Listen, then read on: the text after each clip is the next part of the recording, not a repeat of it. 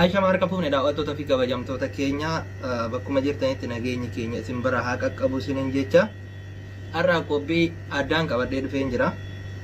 Keessummaan keenyas sarara keessatti argamanii. Kanaaf akkuma isin nagaafachaa turtan yeroo dheeraadhaaf gaafii baay'ee nagaafachaa turtanii. Ana qofaa miti jechuudha. Keessumaa kiyyas gaafachaa turtanii. Kanaaf guyyaa irraa gaafiin keessan isiniif deebi'uudhaaf qophii xumurree dhufnee jirra. Duraan dursa assalamualaikum. Waalaikumsalam. Akkami nagaa qabda? Naguma nagaa. Alaamanni nagaa? Alaamanni nagaa siyoo akka. Nagaa garan isaan bari. Baga nagaa taate. Waamicha kiyyaa kabajjee dhufuu kootiif baga nagaan dhufte siin jedha. Maqaa kiyyaa fi maqaa daawwattoota kiyyaa maqaa Push 5 Show Studio fi maqaa damma jaalalaatiin walumaa galatti jechuudha. Kabajaadhaan si gaafadhee kabajaadhaan karaa studio kiyyaatti dhufuu keetiif hedduu galatoomin siin jedha baga nagaan dhufte. Ati akkami nagaa qabdaa miti? Ayyee atillee hedduu galatoomii keessummaa kee gootee nu affeeruu keetiif maqaa daawwattoota keetiitiin hedduu galatoomi siin jenna. Okay, galata irraa fiiti yeroo dheeraa turree jirra osoo YouTube tokko irratti osoo mul'atiin osoo wal birattis daawwattoonni keenya nun arginu yeroo dheeraa turree jirra biyaansi waggaa tokkoo fi baatii ja'a yookiin sanii ol na fakkaate. Aywa. Kanaaf maal sitti dhagame har'a waamicha kiyya kabajjee dhufuu keetiif mee na biratti argamuu keetiif maal sitti dhagame waan sitti dhagame natti midursa. Gammachuu guddaa gammachuu hanga kana jedhee ibsuu hin danda'u.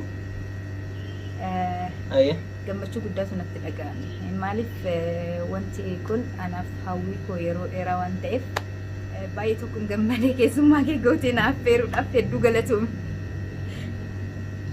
Okay, dursa mee galata irraa fiiti dursa uf barsiisi gaafii hedduutu ture as jalatti gaafii hedduutu gaafatame jechuudha. Gaafota gaafatame kana takka takkaadhaan wal jalaa fuudhatiin itti deemna. Mee warroota yeroo baay'eedhaaf jechuudha karaa onlaayinii kanaan si cinqaa turanii waa baay'ee siin jedhaa turanii mee maal jettaan mee ati obsii yeroo dheeraa turan tokko mee maal irraa barattee uummannis mee maal sirraa barachuu qaba? Hayyee duraan dursee assalaamu alaikum warahmatullaahi wabarakaatuh daawwattootaa fi kabajamtoota Push 5 Show yookiin damma jaalalaa akkam jirtan nagaa jirtanii isin jedha ani nagaa gootii baga nagaa taatanii egaa isinirree akka gammaddan abdiin qaba anis hedduu tokkoon gammadee asirratti keessummaa ta'ee affeerramuu fi dhiyaachuu kiyyaan baay'ee tokkoon gammadee isinirree akka gammaddan abdiin qaba asumaan hedduu tokko galatoomis siin jedha irra deebi'ee damma jaalalaa gara gaafii keenyaatti seenuu hin dandeenya. Okay, gaafii inni dura akkuma baratame jechuudha. Gaafiin inni dura ati eenyu jedhamta? Eessatti dhalatte? Ati fi Fooziyaan waliif maali? Jaarsa fi jaartiidha moo hiriyyaadha? Okay, dursa kara jaarsa fi jaartii ka jedhu kana kara xumuraati irratti achi deemnaa. Dursa ati eenyu? Akka keetiisitti ati. Ati eenyu? Ati eenyu eessatti dhalatte? Eessatti guddattee biyya baqaa kana akkas jechuu fedhaniiti jechuudha. Aywa ani akkuma beektan Fooziyaan jedhanii maqaa kiyyeenuma beektan kan irra deebi'ee isiniif ifa oonan tanan godhu ta'e Fooziyaa ani dhalattuu Shawaati. Dhalattuu Shawaa Salaalee Fiichee Ayyaa Gullalleetta dhaladhee guddadhe. Tanan jiraadhu Yemen. Egaa gaawwan isinitti murree baadheen beekta isinirree Yemenin jiraadha. Okay, galatoomii gaafiin inni lammataa anaaf dhiyaate ati hoo eessatti dhalattee ka jedhaniif maqaan koo jechuudha. Haa barsiisu maqaa koo. Isa kaasitu beeka. Okay, maqaa koo isaan ka beekaniin tulluudhaan beeku. Sammales Mahammadiin beeku. Maqaan koo Tulluu osoo hin taane maqaan koo Tulluu miti. Maqaan koo inni maatiin naa baaste inni ummaan tiyya naa baaste dura ka ummaa kiyyaa sinitti hima. Damma naan jettee naa baaste maqaan ummaan tiyya naa baaste jechuudha. Yeroo baay'ee karaa yuutuubatii fi karaa feesbuukaa illee damma jaalalaa jedhee fayyadama. Maaliifuu haati jaalala haati namaaf qabdurraa sababa sanii jechuudha. Maqaa kana karaa sanitti jijjiiruu kan danda'e. Walumaa gala maqaan abbaan kiyya naa baase immoo Muhammad Usmaan Aliyyiti. Ani ka itti dhaladhe Arsitti haa dhaladhu malee ani gosti koo Karrayyuudha. Asumaan akka beektan jechuudha. Deebitanii yeroo biraa ati eenyu ati eessatti dhalatte maali akka jettanii gaafiin baay'isine jedhaani. Okay.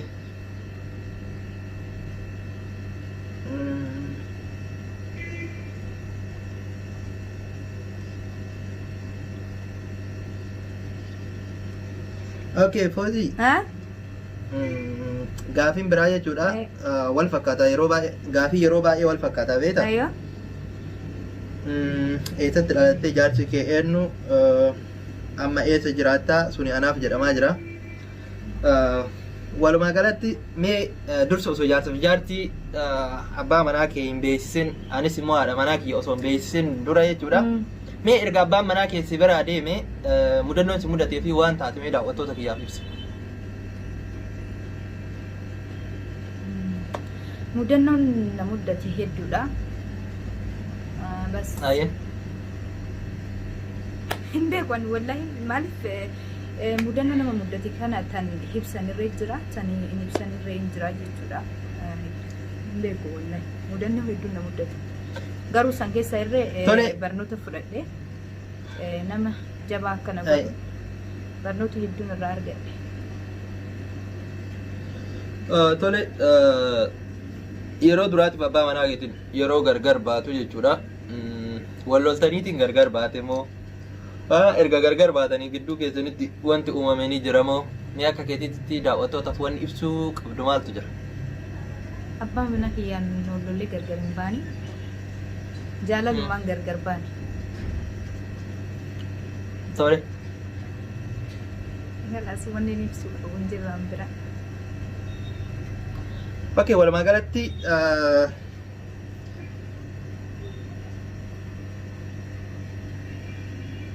amma gaafii kiyyatu jira. Ati haati manaa kee eenyu ammaaf eessa jiraatta? Ani ka jiraadhu ammaaf Dubaay jiraadha. Haati manaa koo jechuudha. Akkuma isin beektan isinillee ni beektanii yeroo baay'ee gaafii jalatti na dhiyeessitanii na gaafachaa turtanii. Haati manaa koo haati ilmoo kooti jechuudha. Akkuma isin beektan Fooziyaadha. Kanaaf Fooziyaa maal jettame ati? Waan hin jedhuun qabu. Okay. Daawwattoota wanni asirratti ibsitu maaltu jira? Yeroo baay'ee wal loltanii si dhiisee deemee jira. Koomentii hedduu yeroo baay'ee ni ilaalaan ture. Daa'ima wajjin si dhiisee deemee jira. Jaartii biraa fuudhee jira. Inni jireenya bareedaa jiraataa jira. Ati jireenya bareedaa jiraataa hin jirtu. Daa'ima wajjin rakkachaa jirta. Mee yoggaa akkasiin jedhan dhugumaan si dhiisee deemetiin anaaf si wal lolleeti waan kun ta'e moo mi'a daawwattoota wanni ati ibsitu maaltu jira? Aywa asirratti anirree waan dubbadhuun qaba. Aniif abbaa manaa kiyyaa akkuma dura sin jedhetti jaalalumaan fudhadhe deemne. Addatan deemnes yaadni isaa gizee dura ana biyya kana keessatti nagatee deemuuf osoo hin taane yaada kana naaf dhiyeessee dure akkan biyyatti deemu ani yeroodhaaf biyyatti deemuuf yaada hin qabu ture. Yaa ta'u malee inni haala galee biyyatti haala sisirreessee na eeguudhaan walii galteen keenya egaa inni asii deeme immoo waa baay'eetu uummatee oduu baay'ee jira inni asitti tasiliisee deemee jaartii biraa fuudhuudhaa fi oduu baay'ee jira. Sababa sanirraan immoo tan ka'e oduu san ofirraa kutuudha jechaan irree abbaa manaa kiyya fuudhee jira narratti fuudhee jira jechuudhaan viidiyoo hojjedhee gadhiisee kan jira. Maaliif oduu sun akkanarraa dhaabbatuuf jedhee osoo beektuu callistee akkanaan jedhan jedhee viidiyoo hojjedhee kan ture abbaa manaa kiyya narratti fuudheera jedhee jechuudha. Isa malees immoo eegasiis viidiyoo wayii waraabee gadhiisee kan ture sababan ittiin dubbadhee kan qaba jedhee chaayinala kiyya irratti gadhiisee kan ture. namni dallanis hin jirayyuu ofumaaf wanta akkasii dubbadee ammas deebitee maaliif san jettee jedhee warra natti dubbatee jira. Yaa ta'u malee sababni wanna san itti waraabeef keessa kiyya wanti namiidhu wanta baay'eetu uummatee tureyyuu waanuma saniif wanta akkasii san ofirraa hambisuudhaaf jecha wanta akkasii dubbadee kan jira. Tanaaf kaamee ati tan nuuf ibsitu ta'a. Okay, aye. Galatoomi. Waa baay'ee argaan ture, koomentii hedduu dubbisaan ture. Waan hundarrattuu obsa nama barbaachisa. Asumarratti jechuudha waan ani jechuu barbaadu warreen YouTube guddifachuuf jechuudha. Maqaa nama xureessitan. San malees jechuudha waan hin beekne information tokko namni tokko wanni online fayyadamuuf YouTube haa ta'u, Facebook haa ta'u, TikTok haa ta'u waanuma kamooyyuu namni fayyadamu jechuudha. Hawaasa bira jechuudha waan qajeelaa tokko waan qabatamaa dhugaa jirtu tokko biraan ga'uuf malee namaa fi nama walitti buusu fi dubbii kijibaa asirratti oofuun baay'ee bareeda natti hin fakkaatu. Nutitu obsa qaba malee osoo obsa qabaachuu baannee namoota hedduu maraachuu danda'anii jechuudha. Oduun namoota miidiyaa kanarratti waan hin taane maxxansan. Ebaluu akkana ta'e, ebaluu asiin bahe achiin kute maal jedhaniitti maxxansan kunniin sirrii miti. Warreen achi jala deemtanii daawwatanis jechuudha. Dhugaa namaa tokko osoo hin beekne duratti birbirsuun immoo bareeda natti hin fakkaatu. Walumaa gala of eeggannaa taasisaa jedhanii warri YouTube guddifachuuf jecha maqaa namaa balleessitan. YouTube guddifachuu barbaadan karaa ittiin guddifatan baay'eetu jira. Karaa salphaa hedduutu jira. Sun osoo danda'amu maqaa nama balleessu YouTube guddifachuun immoo gaarii natti hin fakkaatu. Asumaan warra YouTubeatiif dabarsuun fedha. Gara kiyyaatiin akkuma haati manaa koo jettee jechuudha. Wanti isin hundi keessan hubachuu qabdan. Haati manaa koo akkuma isin jettetti anaaf isin guyyaa gargar deemnu yookiin sa'aatii ani itti deemutti rakkoo waan tureefuyyuu biyya san keessas jiraachuus yeroo dheeraadhaaf waan hin barbaadiniif sababa san mariidhanii gargar deemne daa'imni kee garaa si nyaatu maal warri jettanii qaaqaa turtan gaafa biraa deemullee viidiyoo garaa keessatti daa'ima waraabee biraa deemetu jira. San malees YouTubes ka isaa baneen jira. Linkii jala isinii kaa'an ilaaltanii as jalatti jechuudha. YouTube isallee akkuma subscribe gootanii fi nam tokko jechuudha. Namni yoo wal jaalate yoo wal amanee jedhe bakka fedhee yoo gargar deemee addalleen fagaatee jedhe namni wal jaalatu walitti dhufuun isaa hin oolu. Oduun fedhees yoo birbirsamaa oole abbaan fedhees waan fedhe yoo haasaa oole namni obsa qabu hanga fedhees yoo ture wal argaan isaan oolu jechuudha. Erga biyyaa achi deemeen booda kara biyyaa galeetiin gara na dhufee jechuudha gara Dubaay. San malees imala kara Turkii taasiseen ture naaf hin taane innis gidduudhaan addaan kute. Hundi kennaa jechuudha walii galtee malee wanni goone tokkos hin jiru. Gara kiyyaa wanni isin beekuu qabdanis kanumaa jechuudha. Warri fuute jettanii utaaltanillee yaa fuudhuun kiyya oolu garuu haati manaa kiyya yoo naaf eeyyamte nama jaaladhu yoo jiraate yoo haati manaa kiyya naaf eeyyamte fuudhuu ni danda'a. Saniin alatti fuutee warri jettan haati manaa kiyya akkuma isin beektan isiidha jechuudha. Kanaaf asumarratti waan an jedhu kanuma jira. Foos ati waan jettu yoo jiraate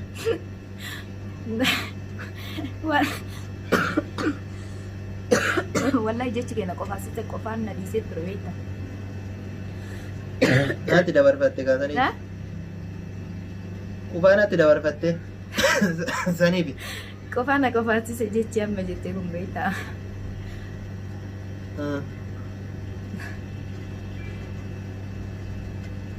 Aye. Okay, gaafii dabalataa maal jedhama beektaa? Ayo.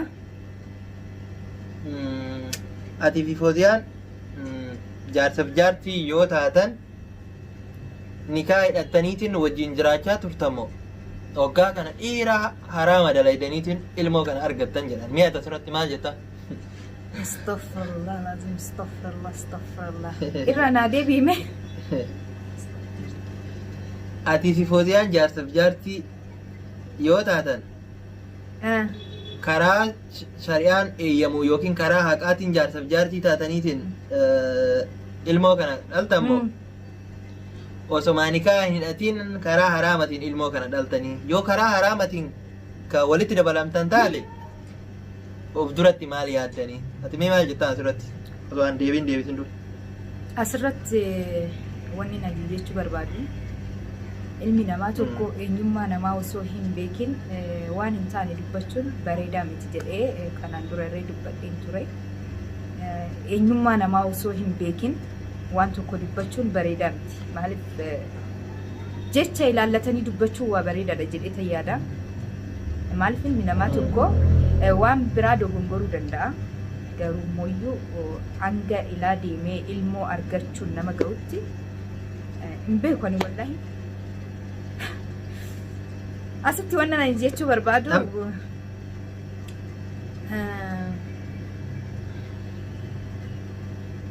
Midiri wallahi akkatan isiniif ibsu hin qabu silaa waan san akkanatti kana sani jedhee isinii ibse silaa baay'ee tokko natti tola baay'een gammada iyyuu jechuudha. Ani abbaan manaa kiyya nikaas hidhannee ta'ee karaa haraamaatiinis ta'ee akkamitti arganne egaa kan namni beekus hin beeka tan hin beekinis akkumatti namarraa waa baay'ee dubbata. Garuu immoo ilmi namaa tokko waan hin beekne dubbachuun haraama soodala hin jiraanne haraama keenya san sinitti lakkaawwamaa jechuudha. Ani abbaan manaa kiyya akkuma nama kamiyyuutti kabajaadhaan jaalalaan walitti dabalamnee nikaarree hidhannee egaa ani abbaan manaa kiyya guyyaa walitti dhufne silaa akkamti sinitti maree nikaa biraas taree jaalalti xiyyaaftan isaa nama tokko lama miti addunyaa guutuu hinaafsisti baay'ee namatti tola ture. Ilmoo haraamaatti sin arganne jechuudha nuti. Okay, galatoon foozi walumaa galatti jechuudha warreen gaafii kana gaafattan gaafii gaafachuun sirriidha.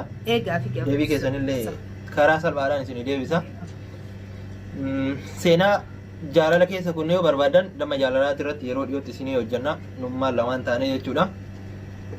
Walumaa galatti nuti jechuudha ergaa walitti dabalamne guyyaa walitti dabalamnu irraa nikaa akka hidhanne namni amantaa fedhus hordofuu danda'a. Namni tokko jechuudha ergaa jaartii yookiin jaalala mattaluu yoo barbaade jechuudha dursa waan waaqni jedhe san guuteeti namni kan walitti dabalamu malee akkanumaan waan utaalan itti seenan tokko miti. Kanaaf nuti jechuudha gaafii keessaniif deebii gabaabatti nikaa qabdan ni qabna nikaani walitti dabalamne jechuudha. Kanaaf warri gaafatan immoo namoota biraatiif barumsa ta'aa waan ta'eef baga gaafataniitiin hin jenna. Ilmoon haraamii wayii tokko hin jiru ilmoon kennaa nutuu dursaayyuu gaafa awwalumaa walitti dabalamnu nikaa walitti dabalamnee seenaa bareedaa ture. Seenaan sun immoo yeroo dhiyootti YouTube damma jaalalaati irratti isinii hojjanna. Waa'ee jaalalaa qofa jechuudha achirratti isinii hojjanna muuxannoo bareedatu jira. Mudannoo bareedaa fi muuxannoo bareedatu jira waan ta'eef kanaaf akkasitti sun achiin achi fakkaatti. Okay. Hangam wajjin turtan abbaa manaa kee wajjin hangam wajjin turtan jechuun yeroo hangamii wajjin turtanii jaalala akkam walii qabdanii kana osoo viidiyoo kaan irratti irra hojjenne irraa bareedadha mudannoo fi seenaa jaalalaati irratti jechuudha.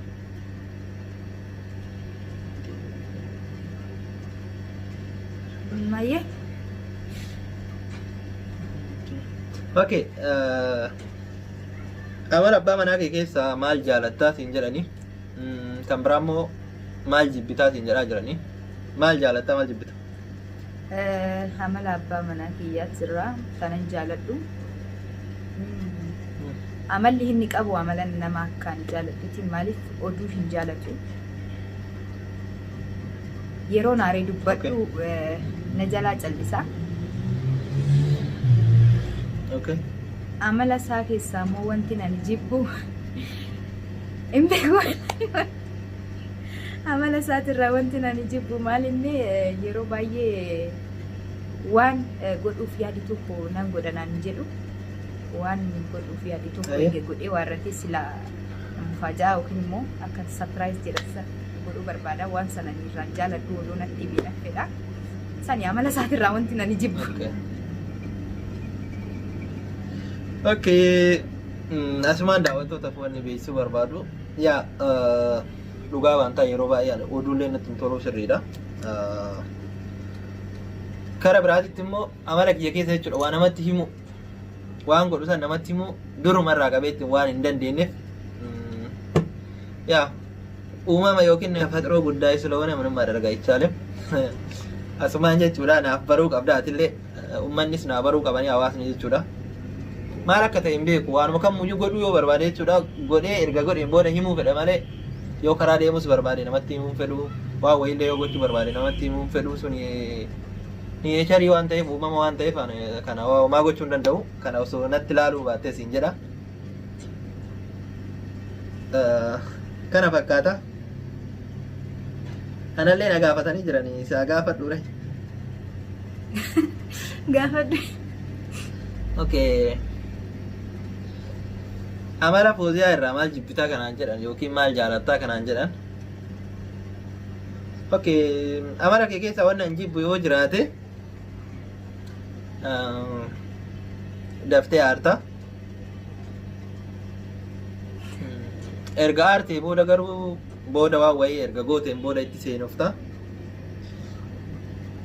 Kasirraa jibbu daftee aaruu sanii. Gara biraatitti wanti ati na gammachiiftu immoo sabrii waan qabduufiyyuu amala kee keessa waan hin jaaladhu sabrii waan qabduufiyyuu yaa sabriin jaaladha. Kan jibbu immoo daftee aaruu qofa. Suntaan ma jiru ka ilmi namaa rabbiin hoggaa namaa kennu waa hunda wal faana guutee namaaf hin kennu beekta. Kanaafi yaa daftee illee abdiin murattu aaruu irratti garuu ni jarjartaa san qofa malee waan hin jibbu waan biraa miti.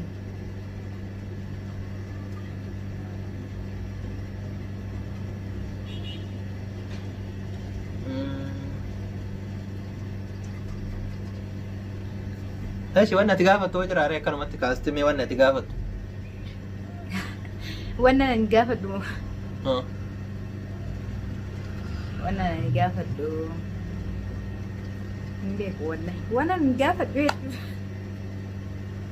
Waan ani gaafadhu hedduudha. Ayi. Garuu dhiisi guyyaa biraatti fiyaa taa'u.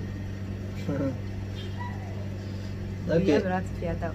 Baabaan hoo jira? Baabaan nama bira jira? jaalallee isaa bira deeme. Jaalallee fi bira deeme? Kaadhimaa isaa bira deeme. Kana bareeda. Okay, daawwattoota fi kabajamtoota keenya gaaffii deebiin kennaa akkuma itti fufeetti jira.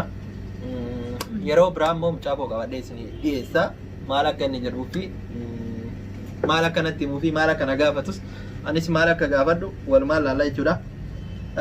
Ammi ajaa'ibanni guddaan jechuudha. YouTube isaa subscribe gochuu hin dagatinaa jajjabeessaa. Mucaan kun mucaa lafa areef dhufaa jirudha.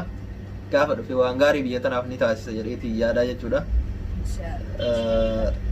Kanaaf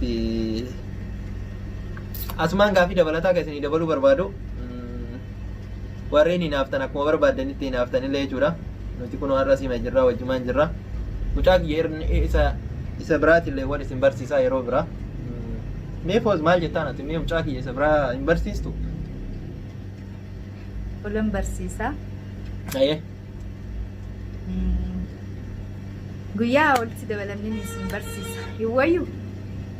Jechuun kaasumaan daawwattoonni haadha gaanii fi mucaa biras akka jiru haa beekanii maaf itti haa himtuuf bara. Eekaa daawwattootaaf kabajamtoota kiyyaa naaf obsiin alatti mucaa biraa hin qabna. Innis Salmaan Muhammad jedhaniini asumaan akka baratan isiniin jedha.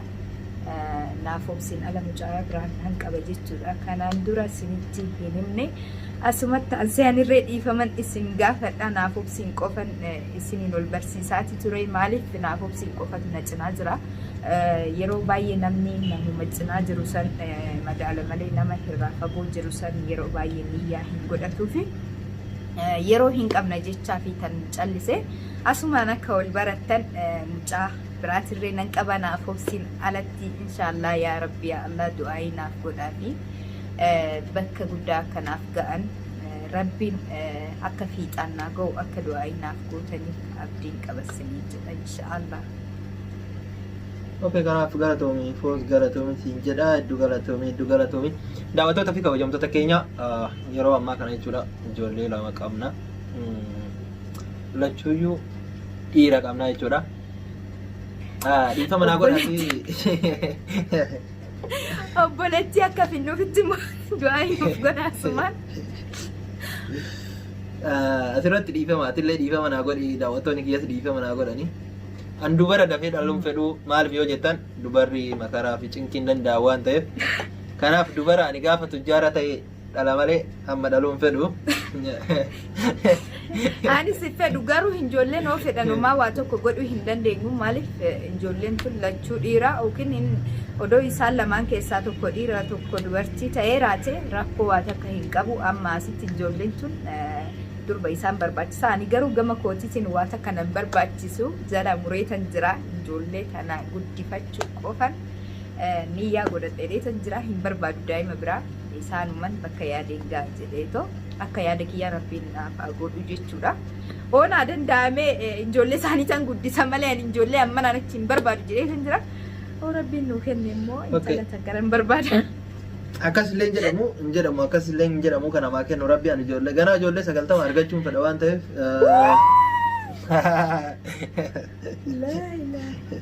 Ijoollee 90 anumarraa immoo jaartii biraa tasii foosisata.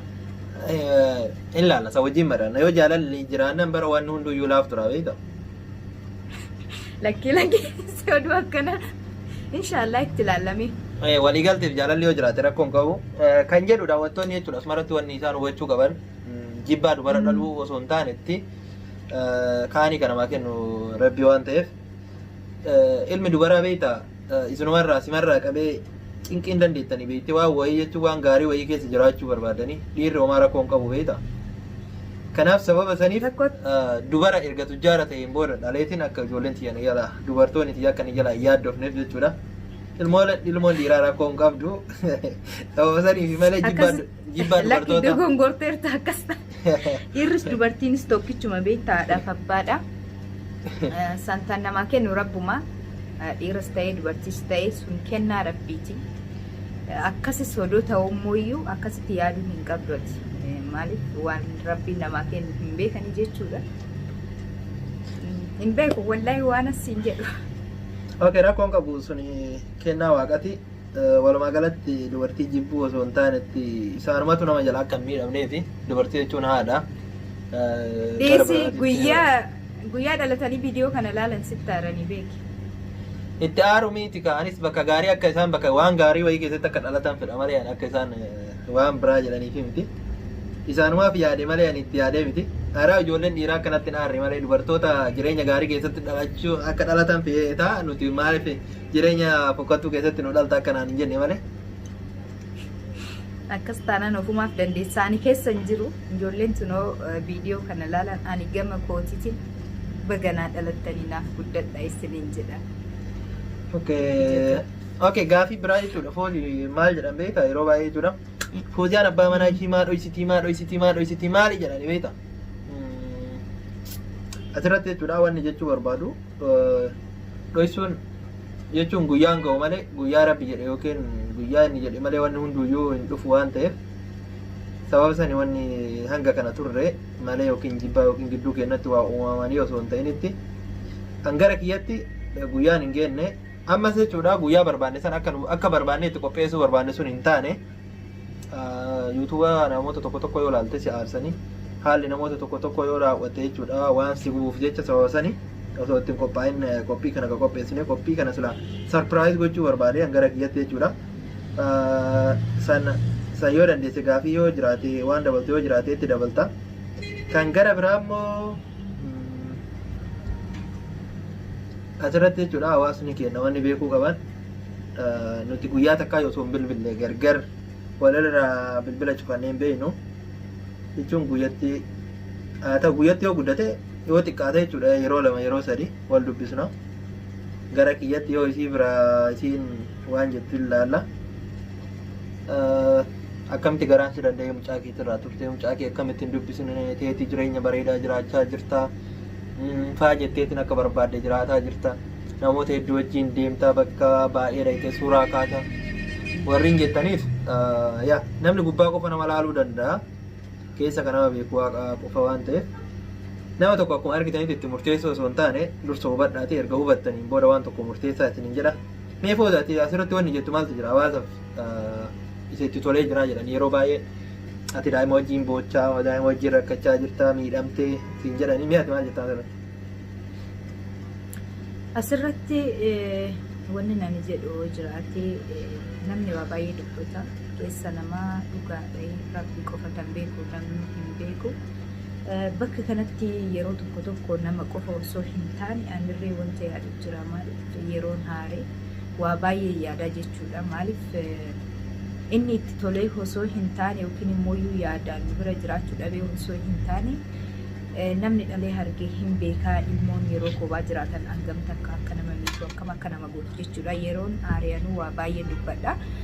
Dubbachuu bira taree kophaa kiyya dubbachuu qofa osoo hin taane aaruu qofa osoo hin taane bilbilarree bilbileeton guyyaan isatti dubbadhu jira jechuudha. Guyyaan jecha taanirree jedhu jira jechuudha. Bira osoo hin jiraatinu asumatti hansee hedduu tokko galatoomii yeroon aaree nabirarree jiraachuu baattu aarii kiyya dandeessee jecha kiyya hunda danda'u keetiin hedduu galatoomis siin jedha maqaa daawwattoota keetiinis siin jedha. Achitti tanatti haansee wanni nan jechuu barbaadu viidiyoo waraabaa keessatti dhiyeessitan jira. Maaliif yeroo baay'ee qaamaan walirraa fagaannurree yaadaan akka cinaa dhaabbatu waan nu barbaachisu isumatu nu biraa dhabame malee yaadaan waan hundaanuu akka cinaa dhaabbatu isinitti beekan ture viidiyoo kiyya irratti waraabee jechuudha. Namni garuu waa baay'ee jedha ishiin daa'imaa walirra raftee waa baay'ee viidiyoo nu waraabamee gadhiifamee ture. Viidiyoo san arguu kootiin anu baay'ee tokko natti dhaga'ame baay'ee naaree jechuudha. Irraa dubbachuu osoo hin barbaadinan dubbadhee jechuudha. Egan dubbadhee irree ati eenyu jedhee nama naan dubbatee jira. Ani akka nama kamiyyuutu nama sinirree dubbattanii taraasa'u እና wanti na dubbisee odoo haqa namaa kana hin beekin namni waa baay'ee dubbata jechuurraan kanan dubbadhe malee waan biraatiif miti jechuudha. Asumatti aansee warroonni viidiyoo sanirree ilaaltanii aartanii jirtanii dhiifa manaaf godha isin jedha. Wanti na dubbise waan biraa osoo hin taane namni kun akka isin yaaddessanii miti jechuudhaanan yaada kiyya ibsuu barbaadee viidiyoo san waraabe malee waan biraatiif miti. Okay, galatoomi foos gara xumuraatitti deemna.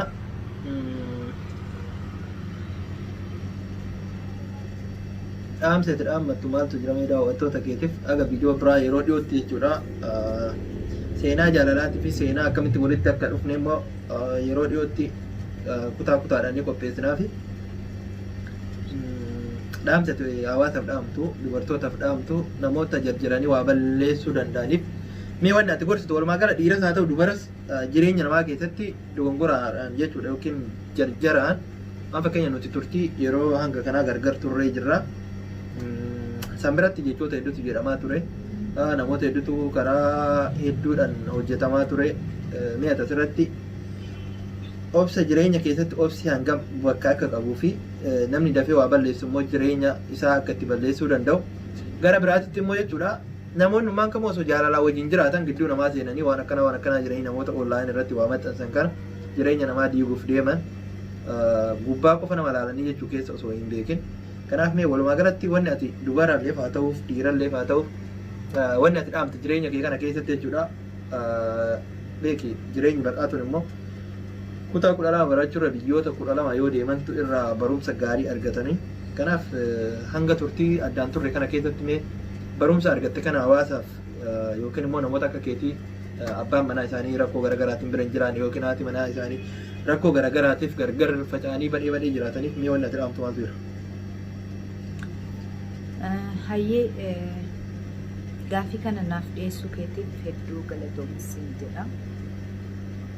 Wanti ani jechuu barbaadu dhaamsi kiyya jaarsaaf jaarsiidhaa fi keessattuu warroota shamarraniitiif jechuudha.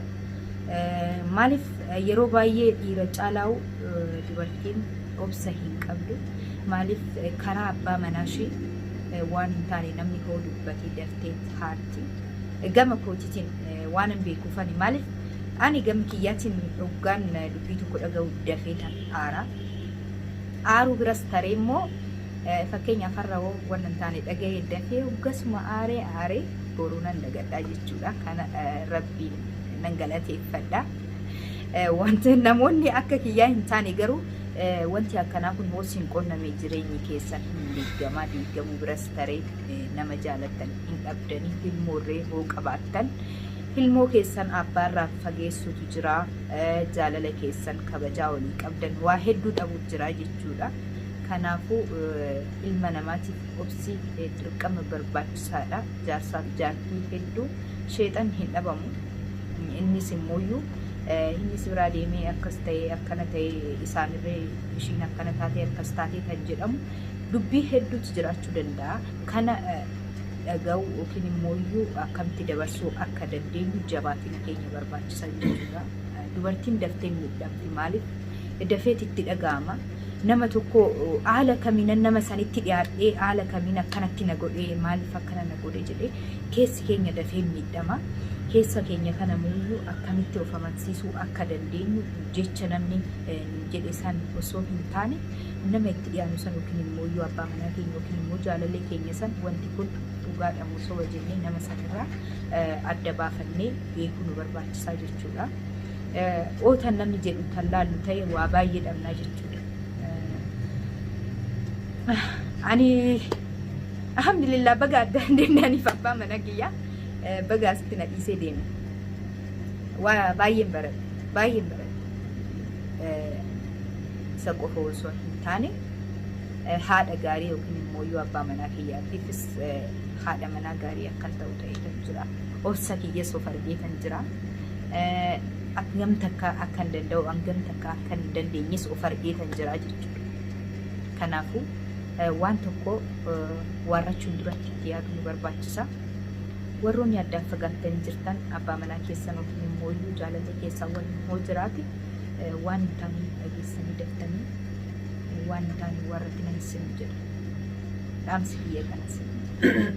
Okay, foos galatoomii ulfaadhu mallee rabbiin beekumsa siyaa kennu haadha mana kiyyaa qaalii galatoome.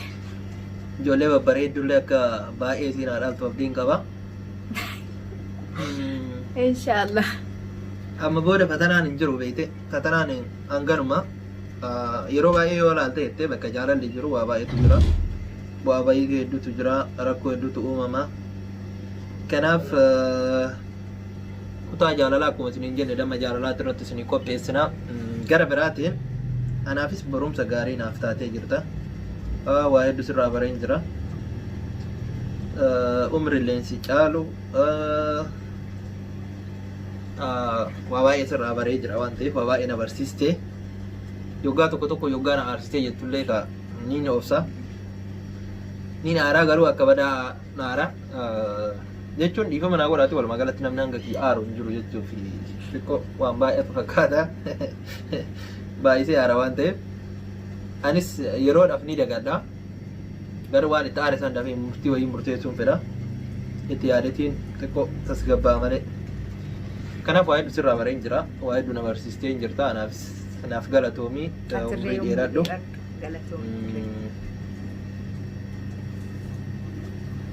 Kanaaf yeroo dhiyoo immoo qaamaan akka wal agarru abdiin qaba. Warreen hinaafu osuma hinaafu namoonni waan hin taane namatti xaxullee akkuma jirutti haa xaxani. Nuti yeroo dhiyootti wal arguun keenya oollu. Yeroo dhiyootti akka na bira dhuftanis abdiin qaba. Bakkuma jirutti haala mijeessee akka isin dhuftan abdiin qaba. Warri jaartii meeqa qabdan jettanii as jalatti barreessitan immoo yoo haati manaa kiyyaaf mucaan kiyya naaf eeyyaman nama jaaladhu sanuu tani jaalattu osoo hin taane nama ani jaaladhu yoo jiraate nama ani jaaladhu san hin jira garuu ofii fuudha. Hin qabdaa ofii. Itti maan jira bara maaliif siin jedhe beektaa nama itti maan jira uummata itti maan jira nama na jaalatu osoo hin taane nama ofii jaaladhu. Inshallah sanillaan. Walumaa galatti warri gaafii hedduu qabaatanis warri hin gaafatanis gaafachuus ni dandeessanii haala nuti itti walitti dhufnee yoo barbaadan yeroo dhiyootti jechuudha. Erga viidiyicha kana isinii maxxansanii booda damma jaalalaati irratti kutaa kutaadhaan isiniif qopheessina. Akkamitti gaafa tura akkamitti wal barree eessatti wal barree haalli nu itti wal barree itti wal fuune seenaan nu keessa kunne maal akka ture hunda isaatu jechuudha. Kutaa kutaadhaan isiniif qopheessina. Kanaaf kara chaanala keenyaa warri haaraa dhuftan immoo subscribe gochuu hin dagatina. Warri yaada qabdan yaada keessan immoo nu qopheessuu ni dandeessani. Asuma jalatti jechuudha linkii mucaa koollee jechuudha. YouTube isaa asuma subscribe gochuu hin dagatina. Kara jalaa isinii ka'a. Isin jaaladha isin kabajaa. Warriin afaan kana hin dandeenyees afaan biraatiin yeroo biraan hojjannaa fi gara kiyyaan yaada xumuraa kara xumuraatti deemaa jira. Maal jetta Anis kooda? hedduu galatooma isiniin jedha atirree galatooma. Wanni hin jedhu hin jiru akkuma ati jettetti ta'a inshaallah.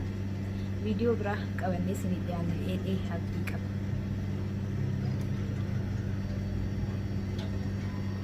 Okay, ulfaadhu galatoomi.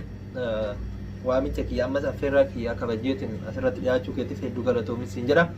Maqaa kiyyaa fi maqaa daawwattoota kiyyaatiin maqaa Kush 5 Show Studio fi damma jaalalaatiin akkasumatti maqaa mucaa kiyyaatiin si galateeffadhaan siin jedha.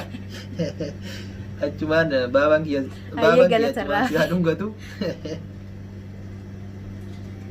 Akkasii daawwattoota fi kabajamtoota keenya turtiin yeroo duraatirraa qabnee hanga ammaa waliin turre kana fakkaata.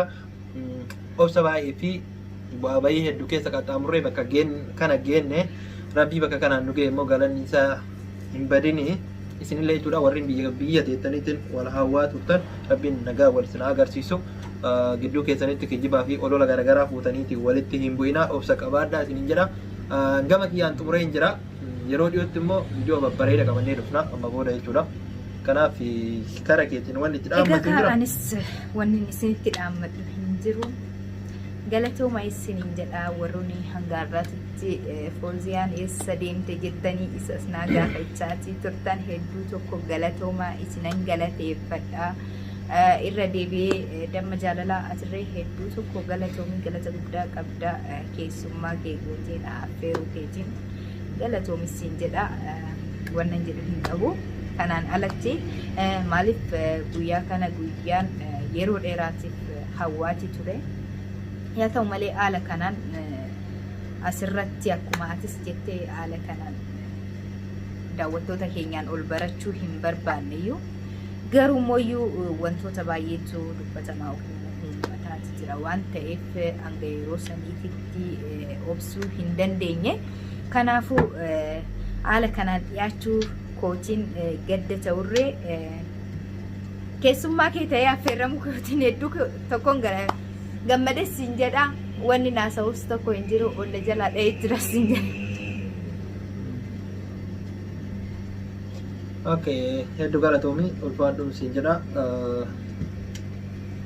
Daawwattoota fi kabajamtoota keenya irra deebi'uudhaan jechuudha sagantaan keenya kana fakkaata. Yoo isinitti tole like gochuu hin dagatina. Warreen immoo damma jaalalaa illee jalatanii kaa subscribe godhaati chaanala keessan guddifadha isiniin jedha. Kana fakkaata nagaa naaf ta'a ulfaadhaa galatoomaa rabbi wajjin haa jiraatu hanga viidiyoo biraatti walitti deebinutti bum jennee jirra. Assalaamu alaikum nagaa nuuf ta'a. warahmatullahi wabarakatuh.